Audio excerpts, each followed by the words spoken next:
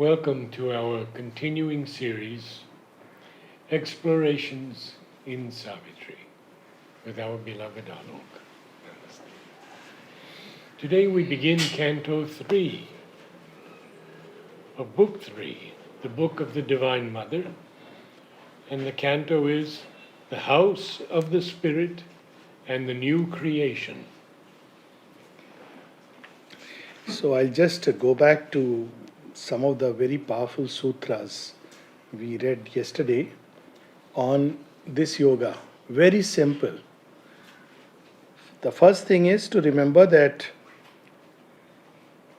what we call as human power, human effort, human love, human thought, it doesn't have the capacity to execute this high goal of transformation. That was the first thing we read. But vain are human power and human love to break earth's seal of ignorance and death. His nature's might seem now an infant's grasp. Heaven is too high for outstretched hands to seize. So what we have to do again follows. This light comes not by struggle or by thought. Basically we have to surrender to the grace and wait upon the grace. Wait for the grace to act. In the mind silence, the transcendent acts. So the more we grow quiet in the mind, the more there is room and space for the grace to act. And the more we are turbulent here, the more we are agitated inside, the more we keep the grace out. It's a paradox because very often, we think, oh, I want the grace, I want it. But the more, that's why it's well known in spiritual mystic thought and practice, and the mother affirms the same thing. If you become impatient, it takes longer because impatience creates agitation. The second is, and the hushed heart hears the unuttered word. Even the heart, not just the mind, even the heart must be quiet, hushed of all the cries, longings. And then comes this another mantra, a vast surrender was his only strength. The mainstay of this yoga is surrender, and a vast surrender. Mother would call it as a detailed surrender. All that happens, all that goes on inside, all whom we meet, whatever, everything has to be surrendered. And then how does the transformation takes place? Not by human power, human effort, or the human mind, but by a power that lives upon the heights. That is the supramental in search of which Ashapati has come all the way. And I think that we have to recognize that we are truly nothing. Truly nothing. All Actually, our this achievements, is whatever we even have on done the way, yes, in life over so many Nothing. years. And this is something which I have seen in people. We were discussing this just on the way. That if you think you are something or someone, you have done something, you have achieved something, you are capable, you are a yogi, you are a sadhak, you are 100% sure you will touch the ground till you realize that the journey starts from there with Mother's grace. She will hold your hand and take you from there. And if you rely on her, what can be done in 10 years gets done in months. And if you try with your own effort, it will be like this. Up and down and up and down. Mother speaks of it in one of her talks, that man is greater than the gods, potentially. He is potentially a god. But why this is denied to him? Because he does not have the humility. He has to learn the lesson of humility. As long as I am something or somebody, Shobinda in one of the letters says that you have to accept to become the most ordinary of ordinary. In Savitri, accept to be nothing. Nothing that thou mayest be all. Dissolve time's work. And I must add, this is one of the biggest challenges people face here when they come to join the ashram. This I must say, some of the newcomers, that there are many people who are unable to do it because they can't get rid of this sense of individuality, especially when after a certain age you come. Because you have a formed individuality. You are somebody and something. And you have to learn the lesson that you are nobody and nothing. And then the journey starts, a beautiful new journey. And very difficult to forget that when you have already, outside life, not, inner life is a different thing. You have reached somewhere and, people give you a lot of respect and all that. You have to leave all that behind. Then comes the next movement. All that denies must be torn out and slain, and crush the many longings for whose sake we lose the one for whom our lives were made. Now, this is an inner tyaga. Again, the Gita's thing, people indulge into outer sannyasa. Now, that is a show of things. And the divine discovers the sham. It is the inner tyaga, the inner renunciation, the inner, that longing, craving, wishings of other things should pass away from life if one wants this yoga. And the divine will know it. It is nothing which has to be seen, acknowledged, or accepted by others that, oh, he is such a big renunciate. I remember once somebody told me, was discussing, oh, they don't know what I have left behind in life. I said, if you remember, then you have also not left behind. If you remember, you have also not left behind. So this is the... and then the aspiration. What is this aspiration in this yoga? It's not for yourself. My mukti, my transformation, I will become a yogi, I will have experiences, I will become a siddha.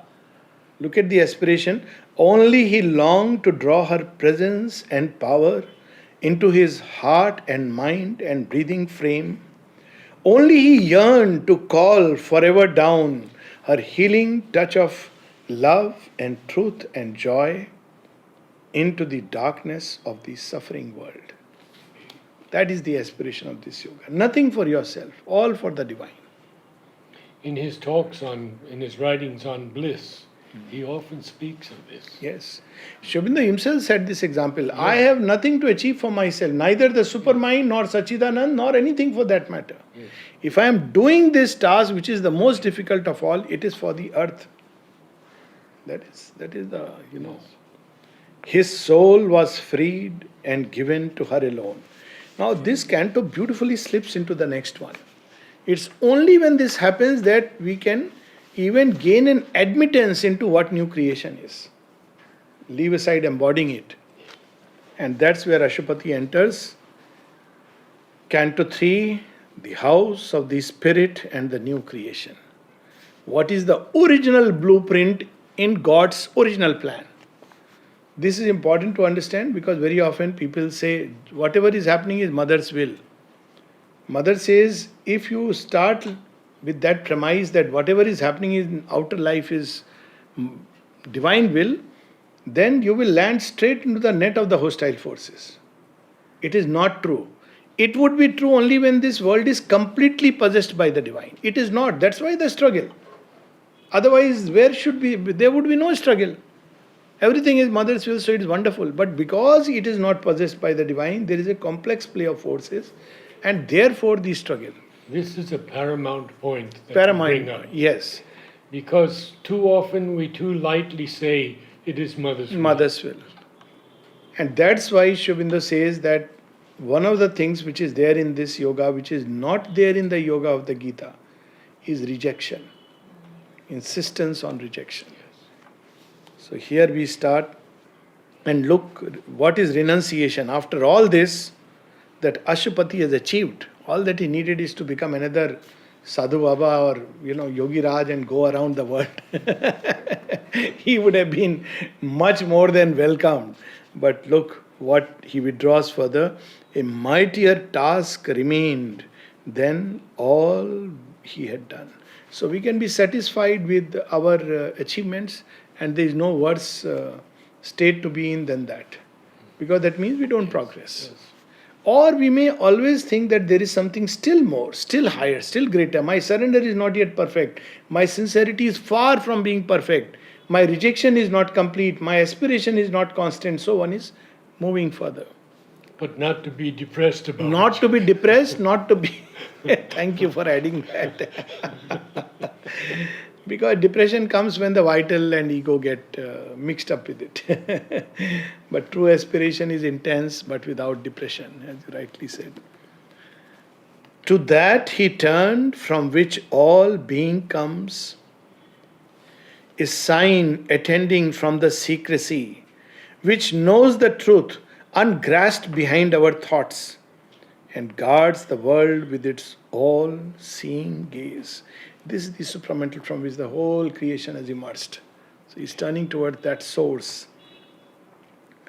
In the unapproachable stillness of his soul, intense, one pointed, monumental, lone, patient, he sat like an incarnate hope, motionless on a pedestal of prayer. This is what, we were just patient, but incarnating hope, patient, but one pointed, patient, but intense in aspiration.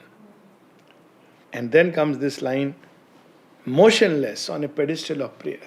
Ma, constant abandonment. Savitri too. Yes, He uses that line, that pedestal of prayer. Constantly. Your life should become a prayer.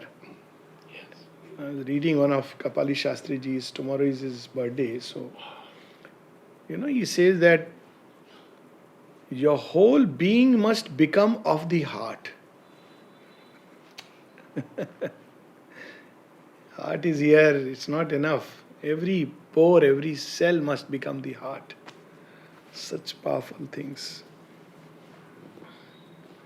A strength he sought that was not yet on earth. So obviously the supermind has always been there, but not in direct play upon the earth consciousness. It has always been behind. Help from a power too great for mortal will. The light of a truth now only seen afar. So people often ask what is the difference between the traditional Gayatri Mantra and Sri Aurobindo's. Traditional Gayatri Mantra, Vishwamitra's.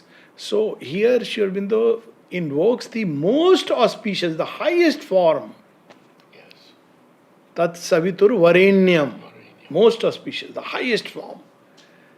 From afar you see, you invoke the light of the sun. But as you get closer, you see there are many layers. And you want the highest. So, that difference, Sri Aurobindo upgraded the Vedas, he upgraded the Gita, and he upgraded the Gayatri Mantra. Why not? That's the work of the divine. He upgraded all the mantras of the Tantra. The mantra that Sri Aurobindo gave, Anandamayi, Om Anandamayi, Chaitanyamayi, Satyamayi Parame. There is no greater mantra invoking the Divine Mother in the entire Tantric literature. Just go through it. So, you don't need anything else. She is the highest, supreme. What more would one want? There is a whole conversation of Satprem with Mother. And he says that, when the Tantrics still can't understand the impact of this mantra, they go back to their old, Ya Devi, Sarva Bhuteshu and those mantras. They are great, but this mantra Sri Aurobindo has given for the transformation, because you have to invoke the highest form of the Divine Mother. And so, when you recite the others, they are the usual traditional. They come down, you come down actually many notches. So, what they have given, yes, this human effort is nothing, is sanctioned from his high omnipotent source. But from the appalling heights there stooped no voice. So there is a long period when one waits and waits and waits and waits. Sri Aurobindo, with all these achievements for years, and then somebody wrote to Sri Aurobindo that so-and-so guru said that, Sri Aurobindo has been waiting on the way for long. Sri Aurobindo says that could be said before the coming of the mother, but not after that. After the mother came, what I would have done in 10 years, I could finish in 6 months' time. He said that could be said before the coming of the mother. And then he writes, all my work were waiting for the mother's coming. And it is true that many have experiences in the beginning, in their first steps in the yoga. Yeah, of course. And then it withdraws behind the veil for years and years. Because things have to be worked out. Those experiences are the promise. Yes. They are the initial promise because of the psychic, suddenly it steps out. But then, the working on nature must start. But in traditional yoga, people withdraw more and more in the psychic or the higher mental states, and they are fine with it. But here, because you have to work out the whole thing, it's a battle, the struggle, and every part of nature. So, a long time, he's waiting. The timeless lids were closed, no opening came. He has a glimpse of the Divine Mother. He has had her darshan. But now it's up to her. When she will appear again, whether she will grant the boon or not, he is aspiring and aspiring. Shobinda, of course, had the vision of the Divine Mother. Even before he comes to Pondicherry, there are some very interesting anecdotes. One of them is I think it was either Shardanand or one of the Swamis starting with the name S. And when he was asked, tell me about Sri Aurobindo, what is he doing? He said, the Divine Mother has taken him in her lap. There were yogis who could sense that. And the other was when Sister Nivedita tells him that, I know that the Britishers are after you because, she had her sources, so you should leave and go. So he laughed and said after a pause that you know much better than me that how can I leave unless the Divine Mother gives me the sanction? Because I am totally dependent on her will and surrendered to her will.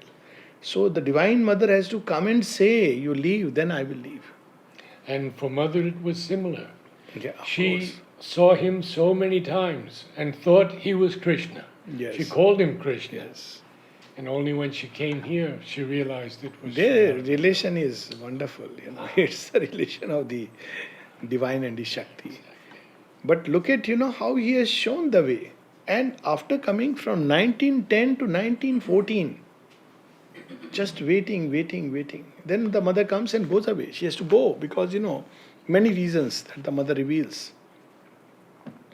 But she has started the Arya, she has started the new idea, and she has started honesty stores. So, 3 levels of working she has initiated and then she goes. It's like mother giving a homework. Let's come back and review. 1920 she comes and then another 6 years, then she steps out. That's when the whole change starts, And what happens during that phase? A neutral, helpless void oppressed the ears. And Sri Aurobindo says that I myself had to go through that phase, and he says even depression can come during that phase. When Nirodha complained of him, he said there were 6 months when there was nothing happening, no experience, as if there is total block. And you have to wait. You can do nothing. You have to just invoke, aspire and wait. Now comes the very amazing line. See, if we have to go beyond humanity, because this is at my, I have faced this dilemma, still faced to an extent that my whole turning to yoga was that, I don't want anything for myself. All this moksha and experiences seem to me like, this selfish. So then I thought it should be for humanity. Humanity is suffering so much. So you get bound and attached to humanity. But there is a paradoxical movement. If you are attached to humanity, you cannot go beyond humanity. So here comes the paradox, because then you remain somewhere within you human. So that's how you are in contact, and in the texture of our bound humanity, he felt the stark resistance, huge and dumb. The very fact you stay in a human body, you have to accept this bondage. Mother says that even if you are a yogi, an avatar, a free being, when you accept a human body, you accept that. Now your soul may be free, you may discover the inner freedom, but your nature is the same. So traditional yogis used to say, even Paramahansas, that they'll allow all kinds of the things to pass through their nature. He said it's nature, it doesn't matter. Even it is said it cannot be changed. Someone asked the mother. She said, yes, I know what is there in the Gita. Yantra Arudini Maya. There is another, what will coercion help? How will coercion help? She says, I know, but my child, I must tell you, we are here to change things. See, I know what is there. Sri Aurobindo speaks of this, and there is a whole long letter of his. He felt the stark resistance, huge and dumb, of our inconscient and unseeing base. Because till the inconscient gets transformed, you can't change. There are bits and parts in nature which are completely under the influence of the inconscient, especially the material body. So you can't, do anything about it, unless that part changes. It's a huge work. The stubborn, mute rejection in life's depths, the ignorant know in the origin of things. Origin of things here is from the inconscient. It doesn't want. So, it's like you wake up a child who has not had enough sleep. And you wake up. A child wakes up, go to school, going, but all the time he's dragging his feet, he's not happy, comes back irritated and all the time. And why? Because you woke me up. This is the no. All the time you are doing everything, but there is a undercurrent of no. And this is very powerful, people don't realize it's when we read the yoga of the cells, we discover how mother, she has to converse with each of the cells. Each cell she has to pick up individually and say, would you want to be transformed? And slowly they get convinced. And then a point comes when they play another game. How does it matter? We can easily dissolve and merge with Sri Aurobindo. She said, oh, there is a state when you are inwardly free, it's a dirty work. Why are you washing the linen? Forget it. You can get a new coat. You don't need a coat. You can be there. She said, my child, it was very easy for me to merge with Sri Aurobindo. Any time we could do it. She describes that. Yes. But this work, my mother says that. So disciple says, mother, it is a very difficult work. How do we do it? She says, who is asking you to do it? I am doing it because my body has been prepared for this, and even Sri Aurobindo knew this. Imagine, yogi of yogis, the avatar Sri Aurobindo, telling mother, one of us has to fulfill this yoga of transformation. Your body is better prepared. Now, can we imagine that? So mother, what we have to do? You have to just open it to me. And she shares all those experiences. It's amazing. A veiled collaboration with the night. Within us, our nature, there are so many veiled collaborations. A doubt here, a fear there, a lack of trust there, and justification, a giving up tendency. After all, we are human. It's okay, a little bit is okay. Even in himself survived and hid from his view.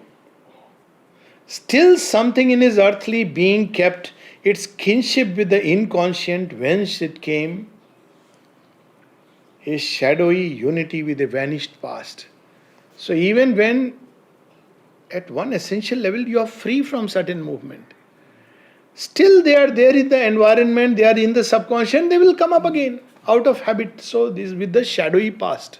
What was rejected, discarded, comes up again and again and again. That's why Swami Vivekananda said it's like a dog's crooked tail.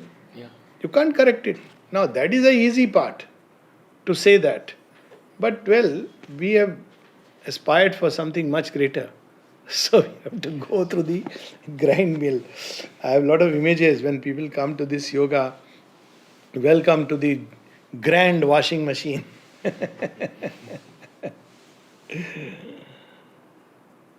A shadowy unity with a vanished past, treasured in an old world frame, was lurking there. Secret, unnoted by the illumined mind, and in subconscious whispers and in dream, still murmured at the mind's and spirit's choice. Now this is where it is there in the subconscious. But here, most of the time it's still evident in the waking consciousness. Mm-hmm. When people say, oh, what can I do? There is this marriage, I have to go. After all, society, then you can't think of this yoga. If it's just impossible. You have to be committed to this whole thing. Now here he is that from the subconscious it's coming up in dreams, and because Ashwapati has gone far beyond. But even in ordinary life, the ties and pulls of the old things which keep calling us, the old ties, the alumni, the associations. Yes. So I remember my long time old schoolmates. Suddenly they contacted me and said, we are having a grand meeting. So at Bangalore. So why don't you come? I said, no way. So they said, they found out all from Facebook and all nowadays. No? So they said, okay, is that time not suitable? I said, neither time nor place. So I put it like that. So they said, okay, we'll hold it in Pondicherry. I said, you can hold it in Pondicherry or anywhere on earth, I'm not coming. So they took it like a little rude. But you have to be, because this is your goal. Their goal is their goal and they are happy. They would be happy to meet me. And maybe momentarily I would go back to those days. But that's not my goal. I found in all my associations the same thing. They knew your address, they had your telephone number. And they expect that, often people ask, oh, you are going through Delhi, why don't you come over and have a meal? You can't. The old association just goes away, drops.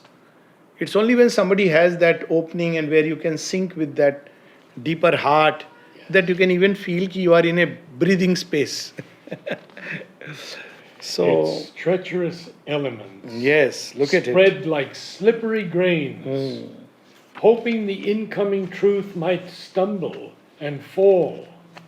And this is an interesting 2 lines because Temi told me about these lines. That Sri Aurobindo has taken the image of wealthy people who would put rice in front of the door so that a thief might slip and fall. And a beautiful image he has put. Its treacherous elements spread like slippery grains, hoping the incoming truth might stumble and fall. And old ideal voices wandering moaned and pleaded for a heavenly leniency to the gracious imperfections of our earth. This reminds me of 2 things. These slippery grains.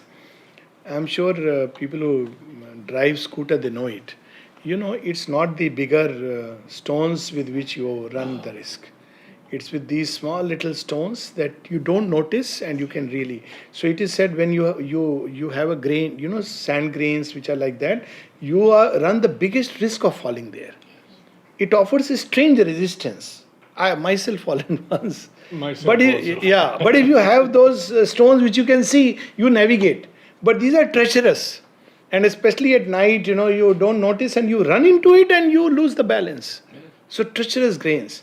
And the second one, the old ideals, gracious imperfections of our earth.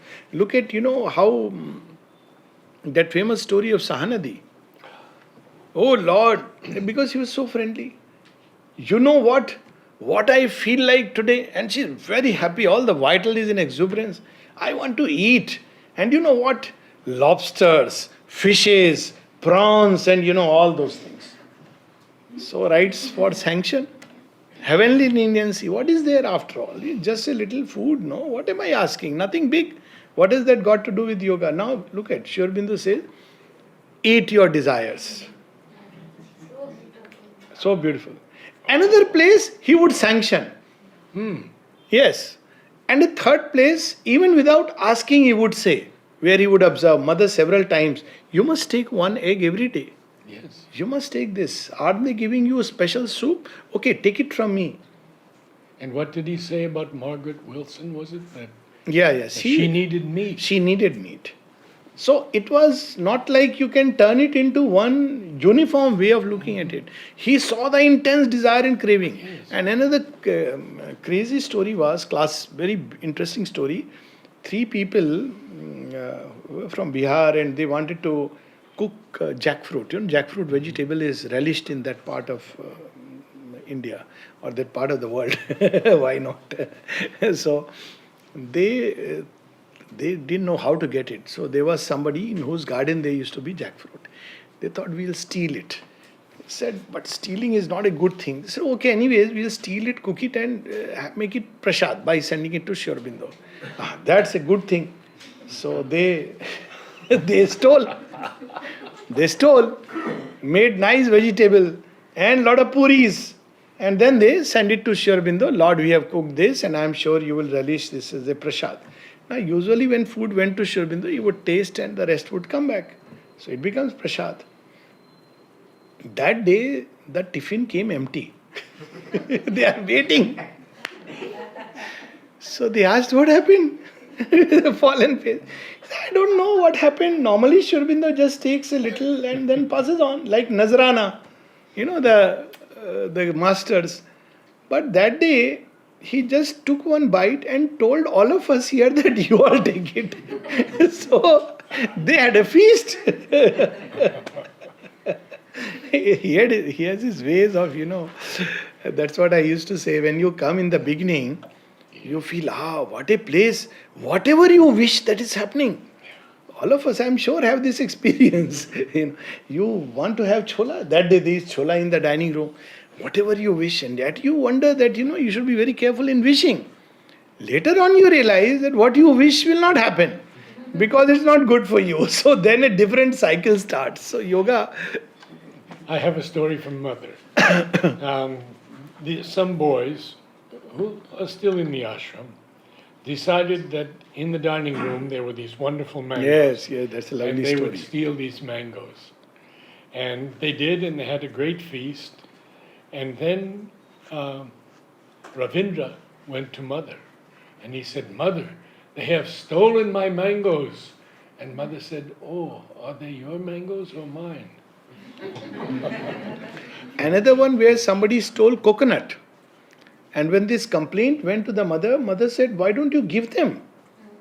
So again, from the first story, you can't draw a conclusion of a moralist kind that they were against stealing or for or against that. That was not important. It was the consciousness. When there was the craving soul of desire completely overpowering you, then he'll say, eat the desire. And in Matrimandya Gardens, we had big mango trees. Yes. And one day, the workers stole a huge bag of mangoes and they were feasting. And one of our people saw them and asked me to write to mother. And I wrote to mother and she wrote back, if it is only mangoes, they could be forgiven this time. So How it's, beautiful. yes. So this is the, we keep asking the divine for a heavenly leniency to the gracious imperfections of our earth. Now, it's not that divine is going to judge us or condemn us, but we must say, this is insincerity. Please change it in me. This now he willed to discover and exile, the element in him betraying God. See, what a completely different meaning to betraying God. It has nothing to do with a formal, conventional belief in an organized religion or a way of life. It's an inner betrayal. At one place, the mother says, every time you use a harsh word, you are betraying the divine. There are so many letters where she has used the word betraying the divine, treachery against the divine. And they're all related to inner states. Where, All nature's recondite spaces were stripped bare, all her dim crypts and corners searched with fire, where refugee instincts and unshaped revolts could shelter find in darkness sanctuary against the white purity of heaven's cleansing flame. These revolts can take very interesting, ways. Like these are unshaped. So these revolts can take even the form of a kind of depression. As you say, it's unshaped. You don't know why. Now it's a kind of revolt against the divine. You realize it. Or this feeling that I am no good. I am unfit. So it can take strange shapes. It's not just openly revolting against the divine that I don't believe in you. Or sometimes may take a passing sentence, a passing thought. Mother, why have you kept this kind of people here? It's a revolt. Because she knows. If she has kept, she knows what is best. Is it, in your understanding, usually the work of certain forces? Absolutely. And they play upon the ego. Yes. I have got myself.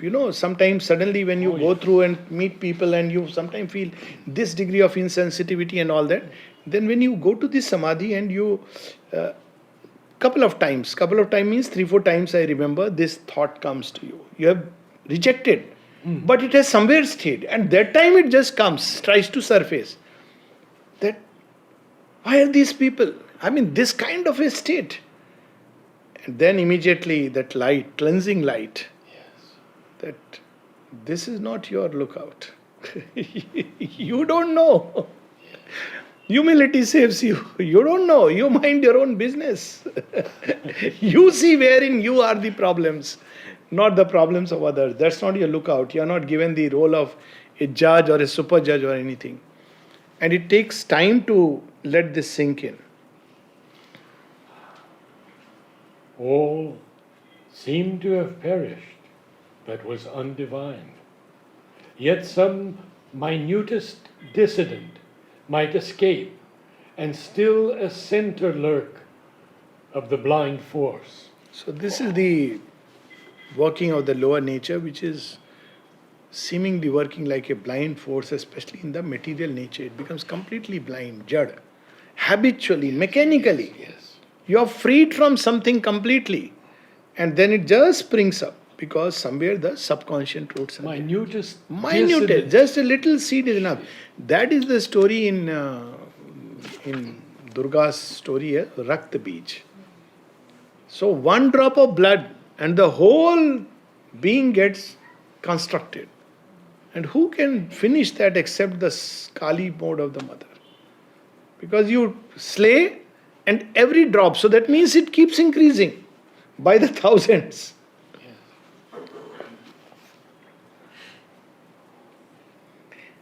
For the inconscient too is infinite. So don't try to, okay, let me see what is this inconscient. Some people say, okay, I'll see. Don't even try it. Because it is the shadow of the infinite. The divine is infinite, so his shadow also has that infinity.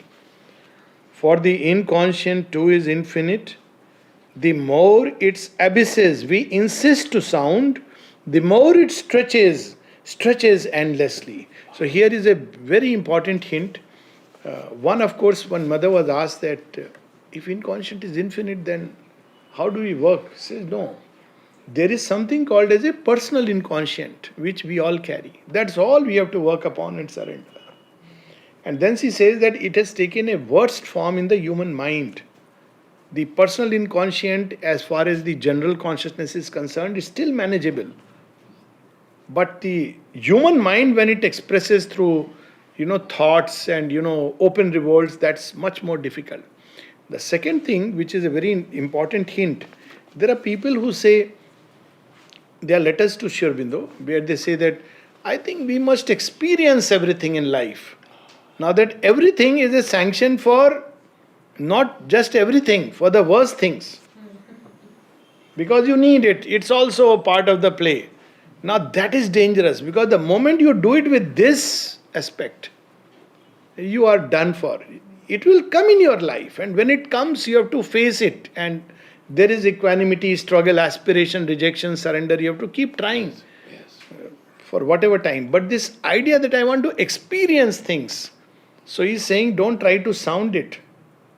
But then it will stretch endlessly, because they were disciples. Even they spoke about psychoanalysis, these lower forces have to be tackled. So why don't I, raise these lower forces and then offer to you? Sri Aurobindo says this is the psychoanalytic way, and it's very dangerous. I know recently, you get mails, and one of the mails and messages came that I am not experiencing certain kinds of desires. Is there something wrong in me? I say, is it tremendous grace if you are not experiencing it? No, I want to experience because I don't know why people are so drawn. I said, and this is the most dangerous thing that you are, wanting to experience.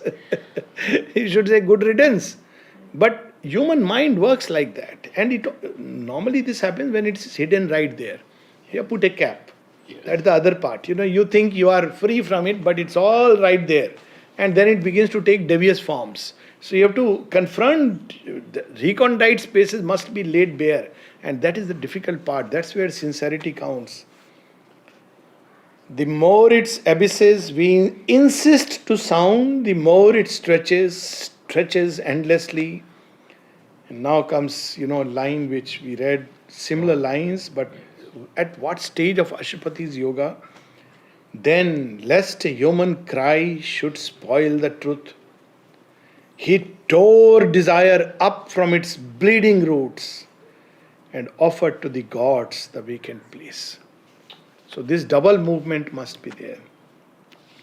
If you tear it and then say, I have freed myself of desire, many more will come inside. To tear it and offer to the gods, Mother, come. They'll bleed, they will create havoc. In the passing, they will say, please allow me. They will wear masks and try to enter. This is the most difficult part. And then, one is ready for the new creation. We'll read probably one more line and then stop. Thus could he bear the touch immaculate. Here, look at the word immaculate. The shadowless light, the perfect purity, if one can say that. Then you can bear it. But if there is all these gracious, sweet imperfections of the earth, until then the working will go on, but not the final transformation. One can have experiences, psychic experiences, to a degree, spiritualization, all this can happen. But the final experiences cannot come till this state is arrived at, in which Ashupati is here. Good place to stop. A good place to stop. Good place to stop.